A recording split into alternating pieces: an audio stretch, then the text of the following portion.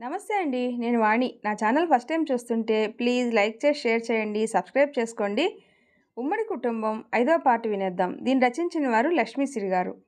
కార్తీక్ కోసం పడుకోకుండా మేఘన చూస్తూ అటు ఇటు తిరుగుతూ కిటికీలో నుండి బయటికి చూస్తూ ఉంది. కిందకు ఎవరూ లేరు. రోడ్డు మీద చీకటిగా ఉంది. అటు ఇటు తిరుగుతూ మంచం పక్కన కార్తీక్ ఫోటో కనిపిస్తుంది. మంచం మీద కూర్చొని ఆ ఫోటో చూస్తూ, ఎప్పుడు వస్తావు బంగారం, నాకు నిద్ర రావటమే లేదు అంటూ, ఎంత క్యూట్గా ఉన్నావో, నీ నవ్వు ఎప్పుడూ అలానే ఉండాలి అని ముద్దు పెట్టుకుంటుంది. కార్తీక్ గురించి ఆలోచిస్తూ ఎదురు చూస్తూ మంచం మీద కూర్చొని అలానే నిద్రపోతుంది. కార్తీక్ అప్పుడే తలుపు తీసుకొని వస్తాడు. మేఘనాను అలా చూసి నా కోసం ఎదురు చూస్తూ పడుకున్నట్టుంది అనుకుంటూ మెల్లగా సరిగ్గా పడుకోబెడతాడు. అప్పుడు చేతిలో ఉన్న ఫోటో చూసి తన ఫోటోను చూస్తూ పడుకుంది అని సంతోషపడి అలానే చూస్తూ పక్కన కూర్చొని ఎంత అందంగా కనిపిస్తుంది నా బంగారం అంటూ చేతులతో దిష్టి తీస్తూ ముద్దు పెట్టుకుంటాడు. ఎంత మంచి అమ్మాయిని నాకు దేవుడు గిఫ్ట్గా ఇచ్చాడు అంటూ తననే చూస్తూ పడుకుంటాడు. ఉదయం మేఘన రెడీ అయ్యి కాఫీ పెట్టుకొని తెస్తుంది. కార్తీక్ అప్పుడే లేచి మేఘనాని వెతుకుతూ ఉంటాడు. మేఘన, ఇక్కడే ఉన్నాను శ్రీవారు, కాఫీ ఇస్తూ, రాత్రి ఎప్పుడొచ్చారు? పడుకున్నాను, చూడలేదు. మేఘనాను చేయి పట్టుకొని దగ్గరకు లాక్కొని ఒళ్ళో కూర్చోపెట్టుకొని, నువ్వు నా ఫోటో పెట్టుకొని చూస్తూ పడుకున్న తర్వాత వచ్చాను. రాత్రి ఫ్రెండ్స్తో కలిసి బాగా ఎంజాయ్ చేశారా స్వీట్ హార్ట్ అంటూ కార్తీక్ భుజాల మీద చేతులు వేస్తూ అడుగుతుంది. హా, బాగా ఎంజాయ్ చేశాను. పక్కన నువ్వు కూడా ఉంటే బాగుండును అనిపించింది. కానీ మళ్ళీ ఇంటికి వచ్చి నిన్ను తీసుకువెళ్ళే అంత సమయం లేదు. సర్లే, ఫ్రెష్ అయ్యి రండి, టిఫిన్ చేసి మళ్ళీ ఆఫీస్కి వెళ్ళాలి కదా. హా, వెళ్ళాలి కదా అంటూ లేచి వాష్రూమ్లోకి వెళ్ళి స్నానం చేసి రెడీ అయ్యి టిఫిన్ చేసి ఆఫీస్కి వెళ్తూ, మేఘన వెళ్తున్నాను అని చెప్తూ ఉంటే, వెళ్ళాలా, తప్పదా, నాకు నువ్వు లేకపోతే ఏమీ తోచట్లేదు, బాగా గుర్తొస్తున్నావు అంటూ ముఖం బాధగా పెడుతుంది. తప్పదు, వెళ్ళాలి, ఆఫీస్లో చాలా పని ఉంటుంది, సాయంత్రం త్వరగా వచ్చేస్తాను అంటూ, నువ్వు జాగ్రత్తగా ఉండు, ఓకే బాయ్ అంటూ వెళ్ళిపోతాడు. మేఘన ఇంకా లోపలికి వెళ్ళిపోతుంది. ఫోన్ రింగ్ అవుతుంది. తన బెస్ట్ ఫ్రెండ్ శ్రావణి ఫోన్ చేసింది. సంతోషంతో ఫోన్లో మాట్లాడుతూ, హాయ్, హలో శ్రావణి, ఏమిటి సడన్గా కాల్ చేసావు, ఈరోజు గుర్తుకు వచ్చానా నీకు అంటూ కోపంతో మాట్లాడి, సరే ఎలా ఉన్నావు చెప్పు అంటూ సంతోషంతో ఆపకుండా మాట్లాడుతూనే ఉంది. అమ్మా మేఘనా మేడం, నాకు కూడా కొంచెం మాట్లాడే అవకాశం ఇవ్వండి. హా, సరే, ఏమిటి చెప్పు అంటుంది మేఘన. కార్తీక్, నువ్వు ఇప్పుడు అక్కడ మీ అత్తారింట్లో బాగానే ఉన్నారా, సంతోషంగా ఉన్నారా? హా, మా అత్తారింట్లో బాగానే ఉన్నాం, సంతోషంగా ఉన్నాం. ఏ, ఎందుకు అలా అడుగుతున్నావు? అంటే మీరు ఎలా ఉన్నారో, ఎక్కడ ఉన్నారో అని ఇక్కడి నుండి వెళ్ళగా ఫోన్ కూడా చేయలేదు, బిజీగా ఉండి. ఎందుకు బిజీగా ఉన్నారు తమరు? నేను కూడా గుర్తు రాలేదు అంటే ఏమిటి అంత ముఖ్యమైన పని? అదే కదా నేను చెప్తున్నా, కాస్త ఆగు, నన్ను మాట్లాడనివ్వు అని శ్రావణి అంటుంది. చెప్పవే త్వరగా, నన్ను టెన్షన్ పెట్టకు అని మేఘన అంటుంది. నాకు పెళ్ళి కుదిరింది, నీతో చెప్పాలని మర్చిపోయి మీ ఇంటికి వెళ్ళబోయాను. అప్పుడే నువ్వు అక్కడ లేవు కదా అని గుర్తుకు వచ్చింది.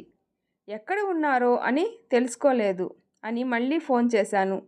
మేఘన, కంగ్రాట్స్ శ్రావణి, సరే ఒక 15 రోజుల్లో నా పెళ్ళి. నువ్వు కార్తీక్ నా పెళ్ళికి తప్పకుండా రావాలి. నువ్వు రాకపోతే నేను ఊరుకోను. నేను నీతో ఇంకా మళ్ళీ మాట్లాడను. నీ పెళ్ళి మన ఫ్రెండ్సు, కార్తీక్ ఫ్రెండ్సు అందరం కలిసి దగ్గర ఉండి చేశాం, మర్చిపోకూడదు.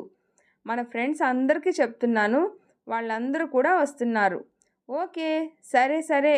అబ్బాయి ఎవరో చెప్పలేదు, మీ సూర్యాబావతోనేనా? మీరిద్దరూ ఇష్టపడుతున్నారు కదా. మా బావతోనే పెళ్ళి, లేకపోతే నేనెందుకు సంతోషంగా అందరికీ ఫోన్ చేసి చెప్తాను. సూర్య కూడా నీకు చెప్పావా లేదా అని చాలాసార్లు అడిగాడు. నువ్వే కదా మమ్మల్ని కలిపావు.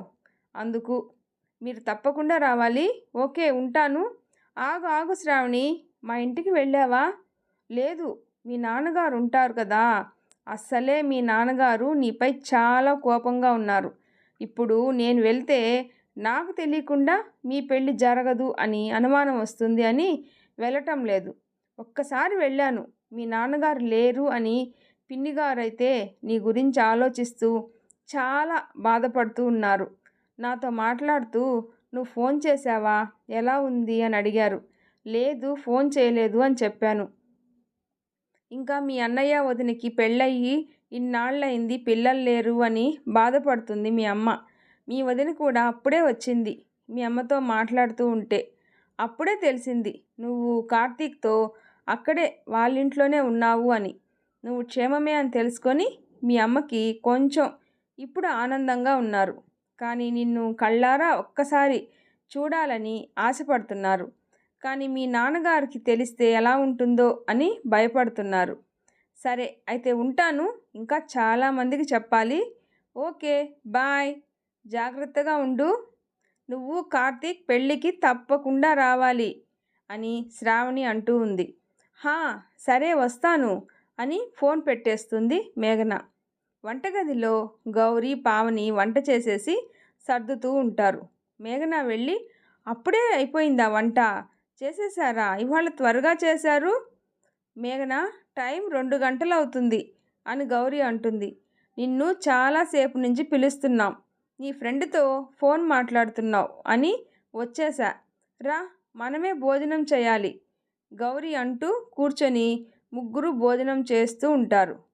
ఇంట్లో కూరగాయలు లేవు, సాయంత్రానికి కావాలి కదా, మార్కెట్కి వెళ్ళాలి అని పావని అంటుంది.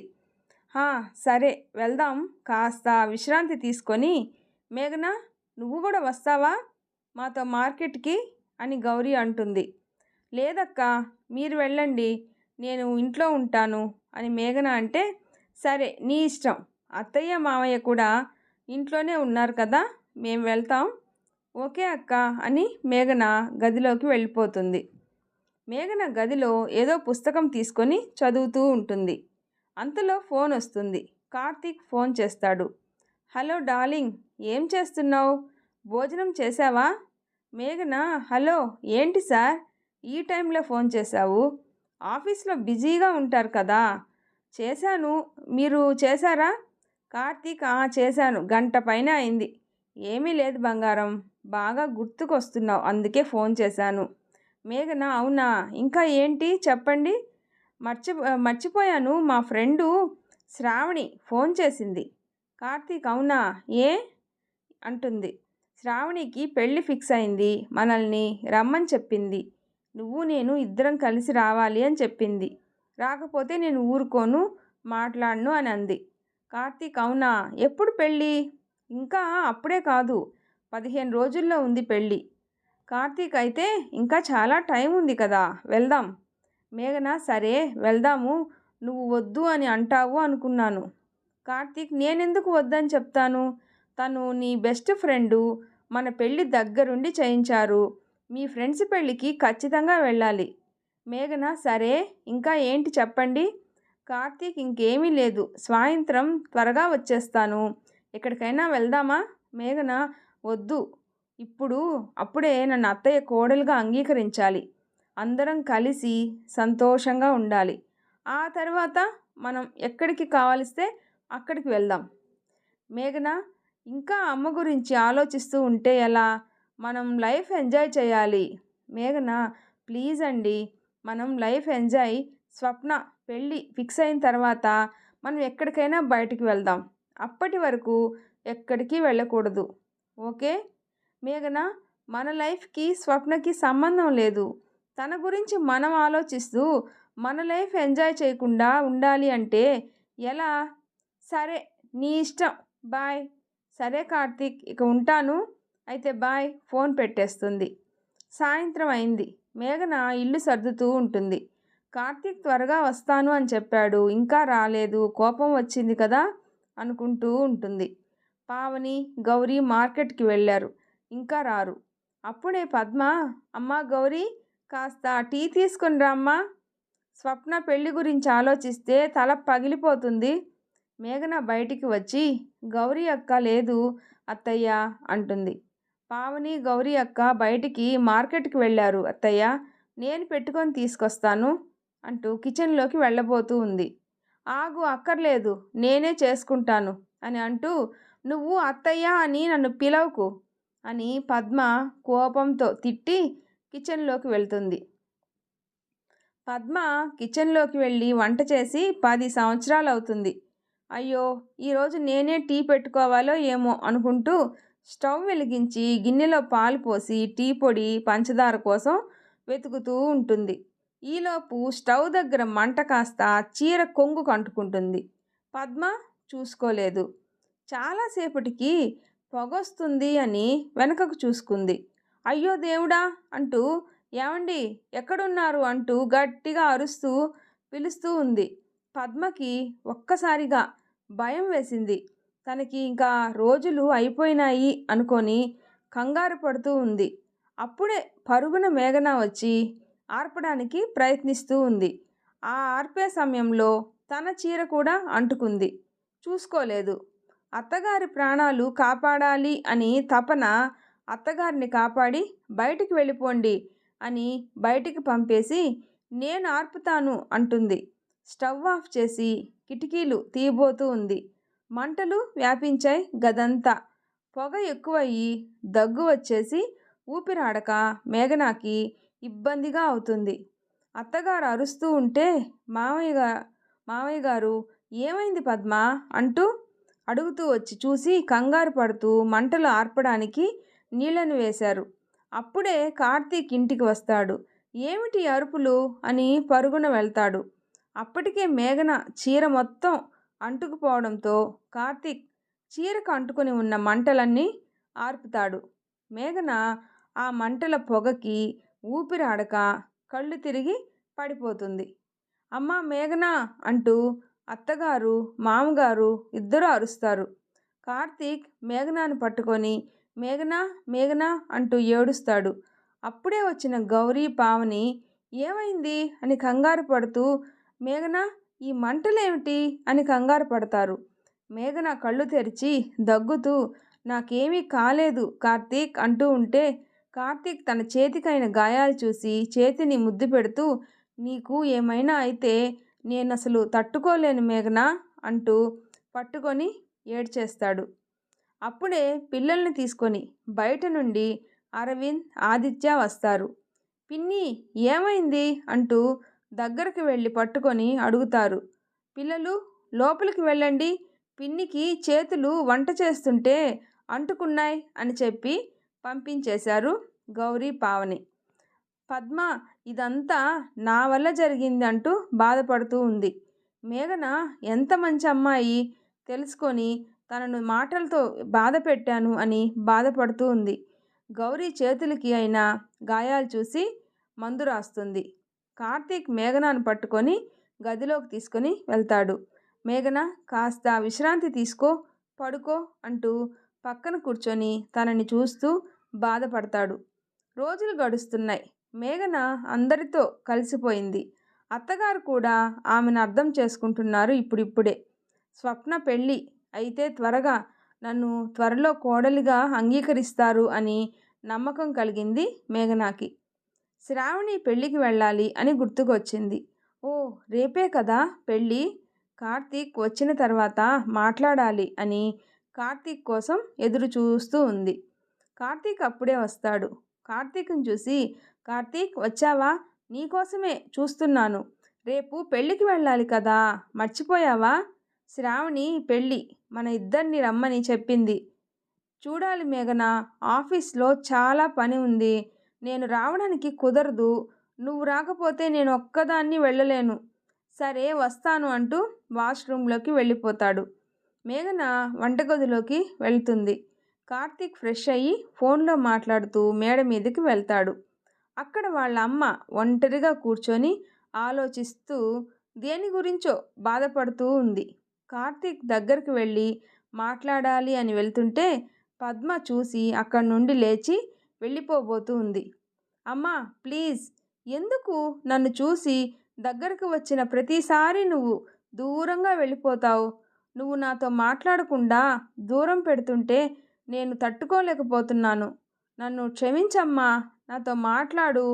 నేను మీకు తెలియకుండా పెళ్లి చేసుకోవడం మీకు ఇష్టం లేదు అని తెలుసు అంటూ ఏడుస్తూ కాళ్ళ మీద పడి ఏడుస్తాడు.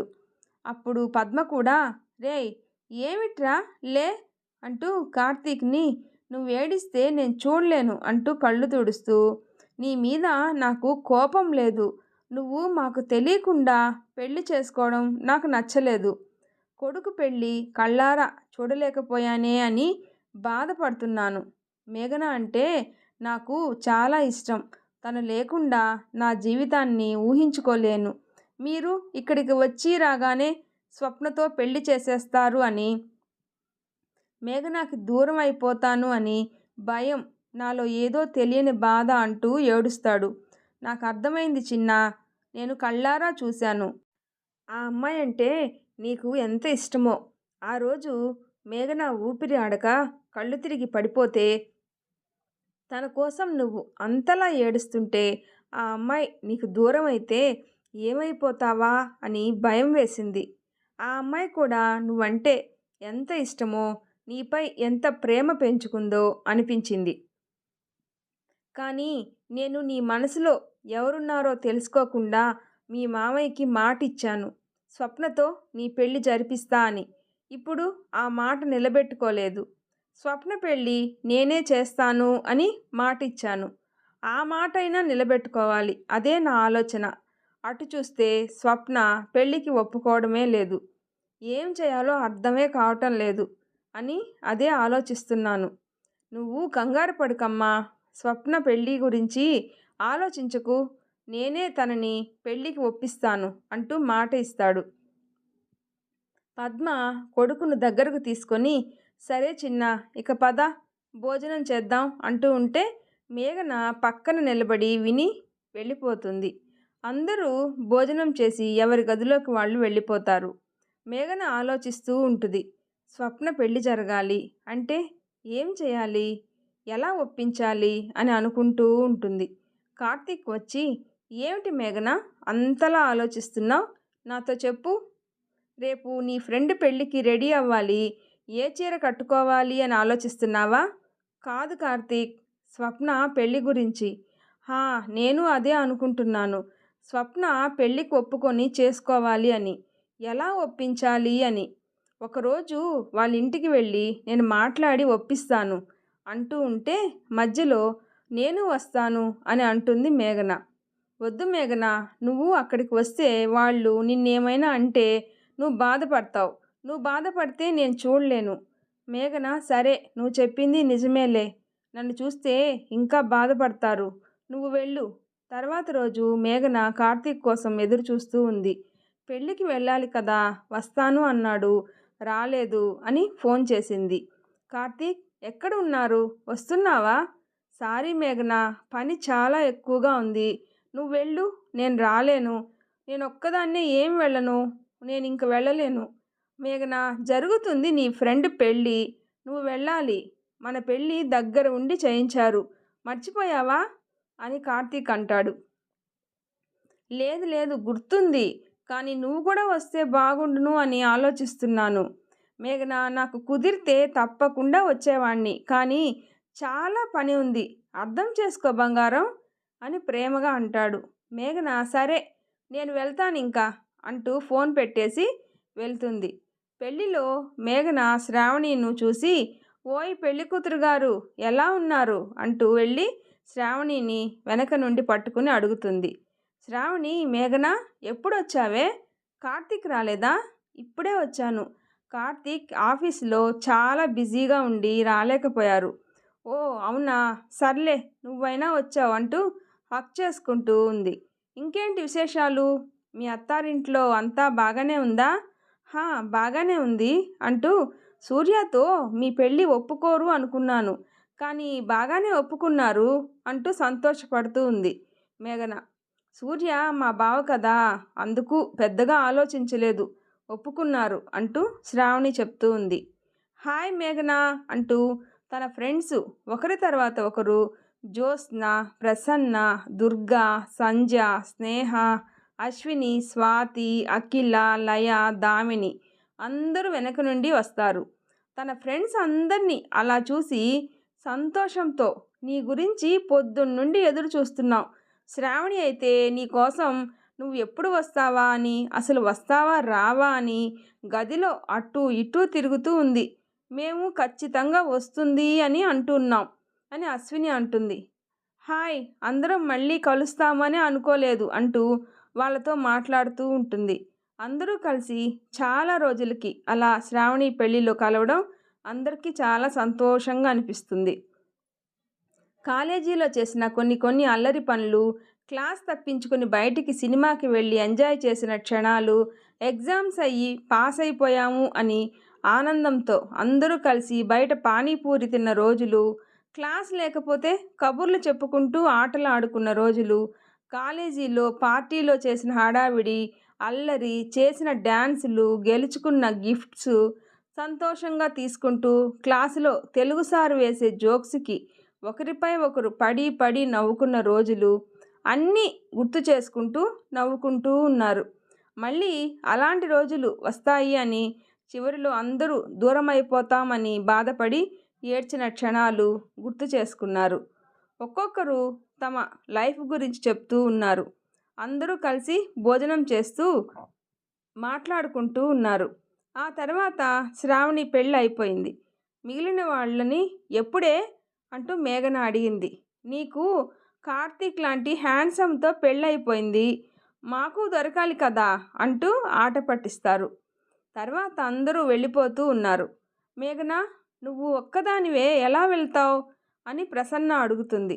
కార్తీక్ వస్తాను అన్నాడు, రాలేదు, ఫోను తీయటం లేదు, బిజీ అని వస్తుంది.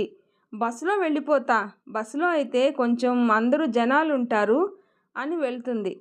సరే జాగ్రత్తగా వెళ్ళు అని మిగిలిన ఫ్రెండ్స్ కూడా చెప్తూ వెళ్ళగానే ఫోన్ చేయి అంటుంది అఖిల. ఈలోపు విశ్వనాథ్ గారు కార్తీక్ ఇంటికి వచ్చి కంగారుగా స్వప్న కనపడడం లేదు అని చెప్తూ ఏడుస్తూ ఉంటాడు. తర్వాత ఏం జరుగుతుందో నెక్స్ట్ పార్ట్లో తెలుసుకుందాం. నా వీడియో నచ్చితే ప్లీజ్ లైక్ చేసి షేర్ చేయండి, సబ్స్క్రైబ్ చేసుకోండి.